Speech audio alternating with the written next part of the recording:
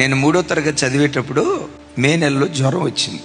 దగ్గరలోని రామాయంపేటలో తోఫ్రాన్ దగ్గర నర్సుగా పనిచేసే మా బంధువు ఒక ఆవిడ సెలవులకు ఊరు వచ్చింది. మా నాన్న చెప్పాడు, వాడికి జ్వరం వచ్చిందమ్మా చూడు అని. ఆ తల్లి వచ్చి చూసింది. ఆ థర్మామీటర్ పెడితే, మామయ్య ఇది ట్యాబ్లెట్తో తగ్గేది కాదు, ఇంజెక్షన్ చేయాలంది. ఏం జరిగిందో తెలీదు, ఆ తల్లి ఇంజెక్షన్ చేసింది. ఇంజెక్షన్ చేసిన అర్ధగంట నుంచి విపరీతమైన నొప్పి. 1-2 గంటల తర్వాత ఏంటో చెయ్యి అంతా చల్లబడిపోవటం.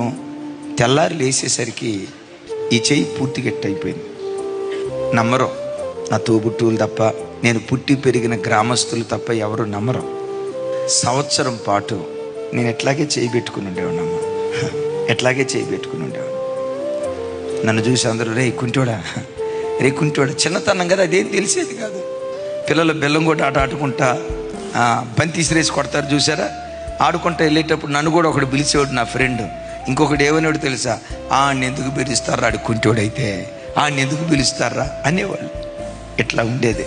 ఇప్పటికీ గుర్తు, మంగళగిరిలో భారతీదేవి హాస్పిటల్ అని, ఆ హాస్పిటల్లో పదే నాకు పిండి కండు కట్టించేవాడు. 1.5 సంవత్సరం పాటు ఏడ్చా.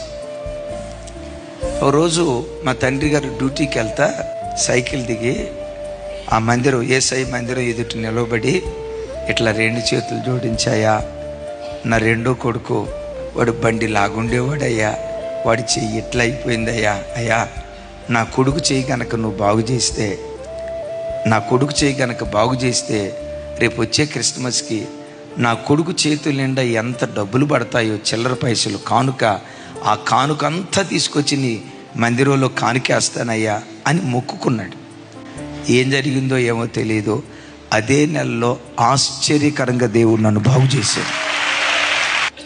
తర్వాత క్రిస్మస్ పండగ, ఆర్సీఎం ఫాదర్ మా నాన్న చేతి నిండా కానుక పెట్టాడు. ఆ చిల్లర పైసలు ఫాదర్కి ఇచ్చిన జ్ఞాపకం, క్రిస్మస్ దినాల్లో ఫాదర్కి ఇచ్చిన జ్ఞాపకం నాకుంది.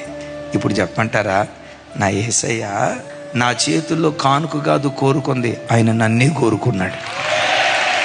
క్రైస్తవ సంఘమా, మీ ఇంట్లో ఏదైనా కొదువు ఉందా? మీ ఇంట్లో ఏదైనా సమస్య ఉందా? నా పాపంలే ఇది, నా బ్రతుకంతా ఇలాగే ఉంటుందిలే అని కృంగిపోకండి.